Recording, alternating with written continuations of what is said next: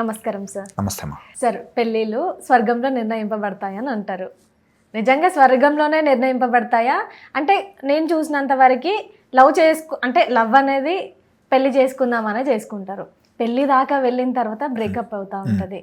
అసలు ఎందుకు అవుతుంది అంటారు? అది కూడా ఒక కర్మ అంటారా? అది కూడా రాసి పెట్టుందంటారా? ఎవ్రీథింగ్ మనం చేసే ప్రతి యాక్షన్ కర్మ ద్వారా కనెక్ట్ అయి ఉంటుంది.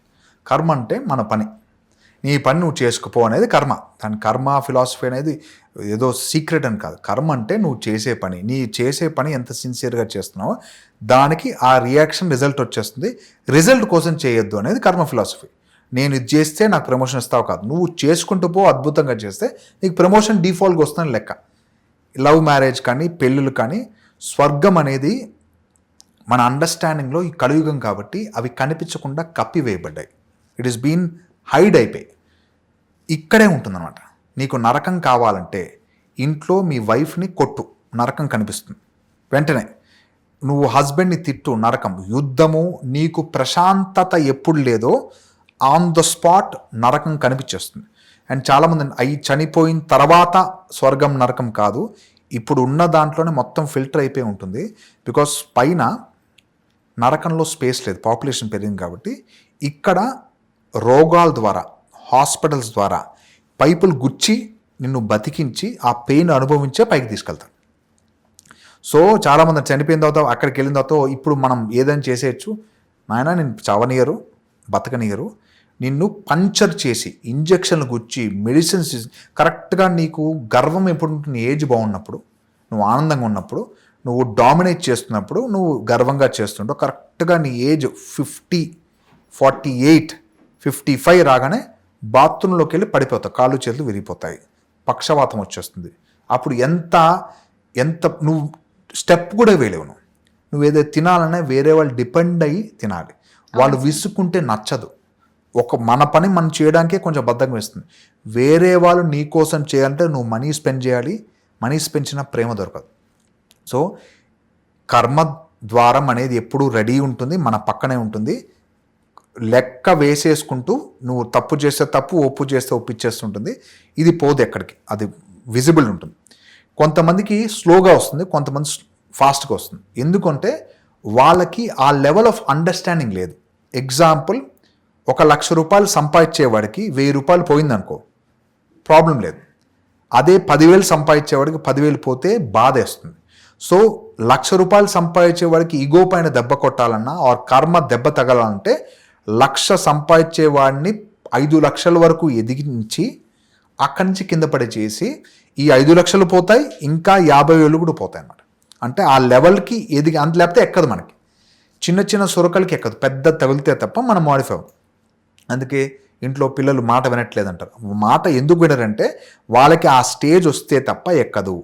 నేను చెప్పే పాయింట్, మీరు చెప్పే వాళ్ళు ఆలోచన శక్తి రెండు మ్యాచ్ అయితే తప్ప అది యాక్టివేట్ అవ్వదు అన్నమాట. నువ్వు చెప్పుకో, నాకు సంబంధం లేదు. బికాజ్ ఆయన లెక్కలు ఆపోజిట్ ఎవరు వింటున్నారో ఈ పాయింట్ వాళ్ళది కాదని వదిలేస్తారు. అందుకే యుద్ధాలు అవుతాయి, విడిపోతుంటారు. స్వర్గంలో అవుతాయా పెళ్ళి? ఇది పెళ్ళి కూడా రాసి పెట్టేసింది. అరే పెళ్ళి రాసి పెడితే విడిపోవడం కూడా అన్నీ రాసి పెట్టేస్తున్నాయి. మరి రాసి పెట్టేస్తే మనం ఏం చేస్తాం? అందుకే చాయిస్ సెలెక్షన్ మన థాట్ ప్రాసెస్లో ఇది ఏది చేస్తున్నా సరే మన యాక్షన్ ఉంది. నువ్వు రాంగ్ యాక్షన్ చేస్తే నీకు రాంగ్ యాక్షన్ రియాక్షనే వస్తుంది. అందుకే ఇంట్లో ఎవరిని చీట్ చేయకు. నువ్వు బయట పక్కన పెట్టు.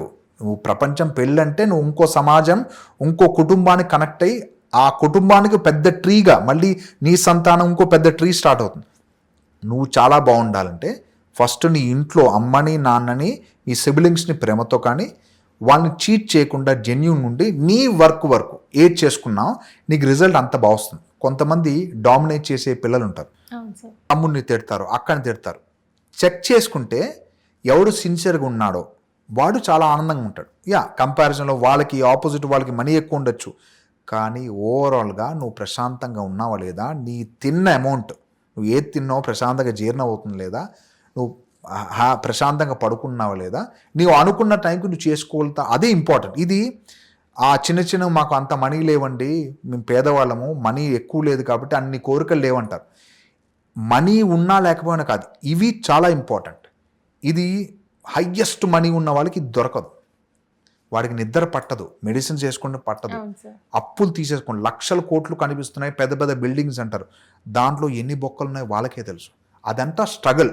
అది బ్యాడ్ కాదు, నెగిటివ్ కాదు, పైసలు ఉన్న వాళ్ళు బ్యాడ్ కాదు, లేని వాళ్ళు బ్యాడ్ కాదు. అక్కడ వాళ్ళు దాన్ని ఏ లెవెల్లో హ్యాండిల్ చేశారు. నువ్వు సంపాదించిన అమౌంట్ అప్పులు చేసేసి వడ్డీలు తీసేసుకుని వేరే వాళ్ళని వడ్డీలు పిండి వేరే వాళ్ళని క్షోభ పెట్టి ఎవరినో నామాలు పెట్టేసి నువ్వు కోట కట్టుకున్నావా, ఆ కోట కూలిపోతుంది. పెళ్ళి లెక్కలో నువ్వు పెళ్ళి చేసుకునేటప్పుడు పెళ్ళిలో చాలా రకాల పెళ్ళిళ్ళు ఉంటాయి. జాతకపరంగా చెక్ చేస్తే గాంధర్వ వివాహం అంటే చేతిలో చేసి హే డియర్ ఐ లవ్ యూ అంటే పెళ్ళి అయిపోయింది. అలా ఎన్ని చేసావు? సెకండ్ థింగ్, రాక్షస వివాహం, వేరే వాళ్ళని మోసం చేసి బెదిరించి తీసుకెళ్ళిపోవడం, దాన్ని రాక్షస వివాహం అంటారు. ఇంకోటి నార్మల్గా పెద్దవాళ్ళకి నచ్చి చేసాం, ఎందుకంటే లవ్ మ్యారేజ్. ఇలా చాలా చాలా వెరైటీస్ ఆఫ్ మ్యారేజ్ ఉంటాయి. దీంట్లో నువ్వు ఒకవేళ ఎవరు ఉంటున్నావో, ఎవరు ప్రేమిస్తున్నావో, పెళ్లి చేసుకోవాలని అనుకున్నావో వాళ్ళతో సీక్రెట్స్ ఏం మెయింటైన్ చేయకుండా, ఈ అమ్మాయి తప్ప వేరే అమ్మాయి ఉండకూడదు. వేరే అమ్మాయితో కొంత అడ్వాన్స్ అయినా ఫిజికల్ అయినా నీ థాట్ ప్రాసెస్ ఇక్కడ కాకుండా అక్కడ ఎక్కువ స్పెండ్ చేసినా అక్కడ పెళ్ళి అయిపోయింది. చాలామంది సంతానం డిలే అవుతుంటుంది. వన్ ఆఫ్ ద రీజన్ వాళ్ళు ముందు ఏదో ఎఫ్ఐఆర్స్ ఉంటాయి, అది అయిపోయిన తర్వాత ఇప్పుడు కొత్త ఫ్రెష్ లైఫ్ అంటారు, కానీ చాప్టర్ క్లోజ్ అయిపోయింది అక్కడ. అందుకే ఈ ఛాలెంజెస్ వస్తుంటాయి. ఇది లోపల చెక్, ఇంటర్నల్గా చెక్ చేయాలి. ఇది స్టేట్మెంట్ ఇవ్వగానే అంటే మాకు సంతానం పుట్టలేదు అంటారు, కాదు. ఒక్కొక్కరికి ఒకటే సంతానం ఉంటుంది, అది ఒకవేళ అలా వెళ్ళిపోయినా కూడా ఇంకా మళ్ళీ సంతానం కలగరు. ఏం ట్రై చేసినా కుదరదు, ఛాన్స్ లేదు. ఇక ఒక పర్సన్ కాకుండా ఇది అమ్మాయి అబ్బాయి కాబట్టి ఈయన జాతకంలో ఒకటి, ఆయన జాతకంలో ఒకళ్ళు, ఈయన జాతకంలో ఇద్దరు, అక్కడ ఒకళ్ళు, ఈయన జాతకంలో పిల్లలు లేరు, ఆయనకు అలా కాంబినేషన్ బట్టి వస్తాయి. ఒక సింగిల్ పర్సన్ కాదు, ఇద్దరు కలిస్తే కదా. సో ఈ పెళ్ళిళ్ళు అంటే స్వర్గంలో నిర్ణయింపబడతాయి అన్నప్పుడు ఇద్దరికి సేమ్ సేమ్ ఉండాలి కదా, మరి డిఫరెంట్ గా ఎందుకు ఉంది? పెళ్ళిళ్ళు స్వర్గం అన్ని పెళ్ళిళ్ళు కాదు. నువ్వు వర్చ్యూస్ కరెక్ట్గా ఉంటే నీ మ్యారేజ్ స్వర్గంలా అవుతుంది. నీ వర్చ్యూస్ సరిగ్గా లేకపోతే, అంటే ఇంట్లో పెంపకం కానీ నువ్వు సరిగ్గా హ్యాండిల్ చేయకపోయినా, అమ్మాయికి రెస్పెక్ట్, ఇవన్నీ కాంబినేషన్. నువ్వు ఎలా పెరుగుతావు? నీకు ఏది గుడ్ బ్యాడ్ తెలియాలంటే ఇవన్నీ అనుభవించి ఏది బ్యాడ్ ఏది గుడ్, ఇది గుడ్డే నేను ఫాలో చేస్తా, బ్యాడ్ ఫాలో చేయను. దొంగతనం చేయొచ్చు కదా, ఎందుకు చేయరు? మన హాయిది ఆపేసి చేయొచ్చు కదా, జైలు వేసి కొడతారు. So wrong is wrong. నువ్వు ఎంత చెప్పినా తప్పించుకున్నా, సిగరెట్ తాగడం తప్పు, మందు తాగడం తప్పు అంటే తప్పే. నువ్వు దానికి వేరే కోర్టు ఇచ్చి డాక్టర్ మందు తాగితే మంచిది, రాంగ్, అది తప్పే. సో తప్పుని సమర్థిస్తూ దాని వైపు వెళ్తే నీకు వచ్చే యాక్టివిటీ, నీకు పొగరు దిగాలి. ఇంట్లో వాళ్ళు చెప్తే వినట్లేదు, ఎక్కడ దిగాలి నీ పొగరు? నెక్స్ట్ వచ్చే రూపంలో దిగుతుంది మ్యారేజ్. అమ్మాయి బాగుంది, అత్తగారు నీకు సెట్ చేస్తారు, మావయ్య గారు సెట్ అవుతుంది, అలాగా డిఫరెంట్ వేస్లో నీకు సెట్టింగ్ అనేది ఫిక్స్ అయిపోతుంది. నీ లెవెల్ ఆఫ్ అండర్స్టాండింగ్ ఎంత ఉందో అంతవరకే నువ్వు హ్యాండిల్ చేయాలి తప్ప, దానికంటే అబోవ్ నాకే తెలుసు, అన్నీ నేనే హ్యాండిల్ చేస్తా, ఇదంతా నా కంట్రోల్లో ఉందని ఎప్పుడు గర్వం వచ్చిందో, నీ మ్యారేజ్ అనేది జనాలందరూ గుర్తుపెట్టుకోవాలి. ఫస్ట్ నేను బాగుంటే వేరే వాళ్ళు బాగుండాలి అనుకోవాలి. నేను ఒక్కనే బాగుండాలంటే వేరే వాళ్ళు చూస్తారు రెడీగా, వీడు వెరగాలి, వీడు పడతాడు, చాలా గర్వంగా చూసావా నేను గోల్డ్ చైన్ వేసుకున్నా, కొత్త బైక్ కొన్నాను అని స్టేటస్లు పెట్టేసి జనాలకి, ఫ్రెండ్స్కి, రిలేటివ్స్కి గట్టిగా చెప్తుంటారు. షో ఆఫ్ చేస్తే వాళ్ళకు ఒకవేళ ఆ వెహికల్ లేదు, వాళ్ళకి ఆ క్వాలిటీ ఆఫ్ లైఫ్ లేదు, వాళ్ళు బాధపడతారు. ఆ బాధపడేది మనకు తగులుతుందని గుర్తుపెట్టుకోవాలి. అందుకే షో ఆఫ్ చేయకూడదు, సింపుల్గా ఉండాలి. సింపుల్ ఉండని ట్రై చేయండి. మీకు ₹1,00,000 చూపిస్తారు ఎవ్రీడే అకౌంట్లో, చూపించాం. అలాగా నీ బిహేవియర్ కూడా కంట్రోల్ చేసుకోవాలి. అప్పుడు వర్చ్యూస్ వల్ల వేరే వాళ్ళ దృష్టి పడకుండా ఎదుగుతాం మనం. ఇప్పుడు అంబానీని మనం తిట్టుకున్నా తగలదు, ఆయన పెద్ద కోట కదా. సో చిన్న ఇల్లు ఉంది, మన రిలేటివ్స్ వస్తారు, ఫ్రెండ్స్ వస్తారు, మనకు కనిపించేస్తాం మన వర్చ్యూస్ని పెంచుకుంటే, నువ్వు మనీ ఉన్నా లేకపోయినా నీ బిహేవియర్ ఎలా ఉంటే ఆ లెక్కలో వస్తుంది. మ్యారేజ్ రిలేటెడ్లో నేను ఒక ఎక్సలెంట్ పాయింట్ చెప్తాను. మనం మ్యారేజ్ చేసుకున్నప్పుడు, లవ్ మ్యారేజ్ కానీ అరేంజ్ మ్యారేజ్ కానీ, ఒకటి చెక్ చేయాల్సిందంటే ఇంట్లో పెద్దవాళ్ళు ఉన్నారా, ఆ పెద్దవాళ్ళు ఈ అబ్బాయి రెస్పెక్ట్ ఇస్తున్నా లేదు. ఎస్పెషల్లీ అమ్మాయిలు బికాజ్ ఆడపిల్ల ఇక్కడి నుంచి వెళ్ళిపోతుంది, ఆ అబ్బాయి ఉంటాడు ఇక్కడ, మాకేం ప్రాబ్లం లేదు. సో వెళ్తున్నప్పుడు you should be more careful, secure. దాన్ని చేసే ముందు నేనేం చెప్తానంటే, నాకు జాతకానికి వస్తారు ఎవరు చేసుకోవాలి ఎలాంటి వాడిని చేసుకోవాలి, మీకు ఎక్స్పెక్టేషన్స్ ఏమైనా ఉన్నాయా? మీ రేంజ్ ఏంటి? నా రేంజ్ ఇదండి, నేను నాకు ఇంత శాలరీ వస్తుంది, నేను జాబ్ చేస్తుంటాను. నీ లెవెల్ ఉన్నవాడు నీకంటే పైన ఉన్నవాడిని పెళ్లి చేసుకోవాలి, నీకంటే కింద ఉన్నవాడిని చేయకూడదు. లవ్ మ్యారేజ్ వస్తే ఇవన్నీ జీరో అయిపోతాయి. అక్కడ జాతకం, అప్పుడు జాతకం కనిపించదు, ఏమీ కనిపించదు. ఒకవేళ అలా చేసుకుంటే వాళ్ళకి జాతక దోషాలు ఉన్నాయి అనుకో, వాళ్ళిద్దరికీ పడట్లే, నేను జాతకం వేస్తే మార్క్స్ సెట్ అవ్వలే, అప్పుడు నేను ఇది చెప్తా అన్నమాట. మీకు ఈ దోషం ఉంది, పెళ్ళైన వెంటనే విడాకులు వచ్చేస్తాయి, పెళ్ళైన వెంటనే మీ హస్బెండ్ నిన్ను కొడతాడు, పెళ్ళైన వెంటనే మీ భార్య నిన్ను ఉతికేస్తుంది, పెళ్ళైన వెంటనే మీకు సంతానం సరిగ్గా డిలే అవుతుంది, పెళ్ళైన వెంటనే సంతానం సరిగ్గా పుట్టరు. అండ్ రిలేటివ్స్ అందరూ వెయిట్ చేస్తున్నారు, మీ ఎనిమీస్ ఎవరు ఉన్నారో వాళ్ళందరూ వెయిట్ చేస్తున్నారు, వీడు ఎప్పుడు విరిగిపోతే బాగుండి అని. ఇవన్నీ అవుతాయి, అయినా పెళ్లి చేసుకుంటారా? చేసేసుకోండి. అంటే ప్రపంచం బద్దలైనా ఇది నేను చెప్పింది తప్పవుగాక. అంటే ఇవన్నీ వీళ్ళు పెళ్లి చేసుకుని విడిపోకుండాలనే ఇంటెన్షన్ ఇక్కడ. మీరు నాది ఏం నమ్మట్లే కదా, సో ఇవి అవుతుంది, ఇవి అవుతాయి. నువ్వు పెళ్లి చేసుకున్నా అన్నావు, ఏం నమ్మవన్నావు, మ్యాచ్ అవ్వలేదు, ఇవి కంపల్సరీ అవుతాయి. ఇది ఏదైనా సరే అమ్మాయిని వదలకూడదు, అప్పుడే చేసుకో. ఓకే అమ్మా అని కన్ఫర్మ్ అయితే వాళ్ళ క్లారిటీ వస్తుంది. సో చూసావా నీకు దోషం ఉంది కాబట్టి అవ్వడం తర్వాత మొదలు పెడతారు. ఆ టాపిక్ రాకుండా ఫస్టే సీల్ చేసేయాలి, ఎన్షోర్ చేసేసుకుంటే ఏమవుతుందంటే బెటర్ లైఫ్ సెట్ అవుతుంది. సార్ దీంట్లో మరి అంటే పూజలు చేసేమన్నా తగ్గించుకోవచ్చు అంటారా? తగ్గించుకోవడం కాదు, దోషాలు ఉన్నాయా, కుజదోషం ఉంటే డిలే సంతానం, 2 చెప్తా. కుజదోషం ఉంటే దోషం అని కాకుండా కుజుని ఎఫెక్ట్ అంటాం, ఇది ఆయన ఎఫెక్ట్ ఉంటే pre marital pain, post marital pain అంటాం. అంటే పెళ్ళి కావట్లేదు అనే ఒక బాధ, పెళ్ళి అవ్వడం అనేది ఒకటి. పెళ్ళి అయిన తర్వాత ఏంటి గోల? సంతానం లేదు. ఫస్ట్ ఇది బెటర్, పెళ్ళి కావట్లే అంటే చెప్పుకోవచ్చు అట్లీస్ట్ నో ఐ హ్యావ్ కెరియర్లో సెటిల్ అవ్వాలి, నేను బిల్డింగ్ కట్టాలి, అది షాపులు కట్టాలి, నేను ఎంటర్ప్రినర్షిప్, నా బిజినెస్ సెట్ అయిందో అని చెప్పుకోవచ్చు. తొందరగా పెళ్ళి అయిపోతే సంతానం ఏంట్రా, సంతానం అదుకోవాలి. సో ఎప్పుడు ప్రీ మ్యారిటల్ కంటే పోస్ట్ మ్యారిటల్ బెటర్. అందుకే ఒకవేళ ఉంటే జాతకం చూపించుకుంటే ఈ దోషం ఉంటే కొంచెం డిలే చేయండి, డిలే చేస్తే చాలా మంచిది. మీరు అర్జెంటుగా చేసేసుకుని ఆ పెయిన్ కంటే ఈ ముందు పెయిన్ బెటరు. సో చెక్ ఉన్నప్పుడు, దోషం ఉన్నప్పుడు ఆ దోషం ఉన్న వాళ్ళతో చేసుకుంటే నల్లిఫై అవుతుందని జాతకం చెప్తుంది. ఒక దోషం ఉంటే ఆ దోషం ఉన్న వాళ్ళకో చేసుకోవచ్చు, దోషం లేని వాళ్ళతో చేసుకుంటే నేను చెప్పిన సిమ్టమ్స్ వస్తాయి, వచ్చినా సరే ఆనందంగా తీసుకోండి, అమ్మాయి పైన బ్లేమ్ చేయొద్దు, ఆర్ అబ్బాయి పైన బ్లేమ్ చేయొద్దు. డిలే జాతకంలో ఫిక్స్డ్ ఉంటుంది అంటారు. ఫిక్స్డ్ కాదు, జాతకంలో పీరియడ్ ఉంటుంది. ఈ పీరియడ్ నుంచి 2 ఏళ్లలో మంచి పీరియడ్ నీకు శుక్రుడు మన పెళ్లి కారకుడు అయితే ఆయన పీరియడ్ రన్ అవుతుంది, ఆయన ఎండింగ్ అయ్యేంత వరకు మంచి పీరియడ్. దాంట్లో అంతర్దశలు ఉంటాయి. అంటే శుక్రుడు పీరియడ్లో మ్యారేజ్ ఉంది, ఆ గ్రహంలో కాంబినేషన్లో వేరే గ్రహం రాంగ్ గ్రహ యుద్ధం అంటాం.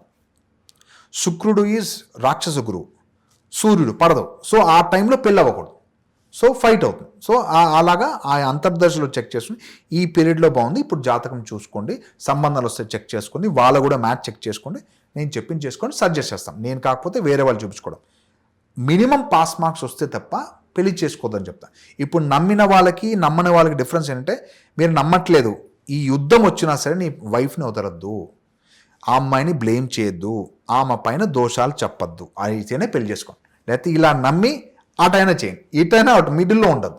పెళ్ళి అయిపోయింది సార్, మాకు దోషాలు ఉన్నాయి సార్, అయినా మేము నమ్మము కానీ కొట్టుకుంటామంటే లైఫ్ ఈజ్ యువర్స్, ఎవరు వచ్చి ఎవరిని చేయలేరు. అండ్ ఇంకోటి నేను చెప్పింది మీరు పాటిస్తే, ఎలా పాటిస్తారు, మీరు దాన్ని నమ్మి మీరు దాన్ని ఎక్స్పీరియన్స్ అయ్యి మీరు సొంతంగా డెసిషన్ తీసుకుంటే అవుతుంది. సో ఈ డెసిషన్ నేనేం చెప్తున్నానో అది మీ సొంత డెసిషన్, దీన్ని నేను నమ్ముతున్నాను, ఈ డెసిషన్ నాదే అని తీసుకుంటే తప్ప అది రిజల్ట్ రాదట. ఎక్కడైనా ఇప్పుడు ఎగ్జాంపుల్ ఫ్రెండ్ ఎవరో సలహా ఇచ్చాడు, నీకు బిజినెస్ పెట్టేస్తా, మనకు తెలిసి మనకి నచ్చి దీంట్లో ప్రాఫిట్ వస్తుంది అనుకుని పెట్టి ఫెయిల్ అయిపోతాం. ఒకవేళ ఫెయిల్ అయిన తర్వాత ఏం చేస్తామంటే, వాడు చెప్పాడు కాబట్టి ఫెయిల్ అయిపోయామంట. నువ్వు డెసిషన్ తీసుకున్నావు, గుర్తుపెట్టుకో, నీదే, తోసేయకుండా నాదే డెసిషన్ ఇది, ఆ బిజినెస్ నాకు సెట్ అవ్వలేదు, నేను నాలెడ్జ్ తెచ్చుకోలేదు అని కన్ఫర్మ్ చేసుకుంటే నెక్స్ట్ బిజినెస్ వర్చువల్లో సపోర్ట్ చేస్తుంది, మీకు బెటర్ ఆపర్చునిటీస్ వస్తాయి, ఇంకా బెటర్ స్టెప్ వేయగలుగుతారు. బేసికల్ బ్లేమ్ చేస్తాం. పెళ్ళి చేసుకునేటప్పుడు ఒళ్ళు దగ్గర పెట్టుకోండి, కంగారు పడద్దు, అమ్మాయికి యాక్చువల్గా ఏంటో కనుక్కొని ఆ సంబంధించిన యాక్టివిటీస్ ఆ అబ్బాయిలో ఉన్నాయా లేవా. పెళ్లి కంటే ముందు నిశ్చితార్థం అంటారు, దానికంటే ఒక 1 వీక్ 10 days వాళ్ళ అండర్స్టాండింగ్ పెట్టుకుని మాట్లాడుకుని వాళ్ళ వర్చు సెట్ అయితే అప్పుడు పెళ్ళి యాక్సెప్ట్. లేనప్పుడు ఎంగేజ్మెంట్ అయి బ్రేక్ అయిపోతాయి. అవును సార్. అంత కష్టపడి ముహూర్త బలంలో అవ్వదు తెలుసా. ఒకవేళ ఎంగేజ్మెంట్ బ్రేక్ అయిందంటే టేక్ మై వర్డ్, ఆ ముహూర్త బలం ఏది రాసిస్తారో పంతులు కానీ ఎవరైనా, ఆ ముహూర్తానికి పెళ్ళి అవ్వదు, అటు ఇటు డిలే అవుతుంది. దానివల్ల బ్రేక్స్ అయిపోతాయి. అంటే ముహూర్తం రాసే దాన్ని బట్టి కూడా అంతే ఉంటుంది కదా, కదా. ముహూర్త బలం అందుకే కదా.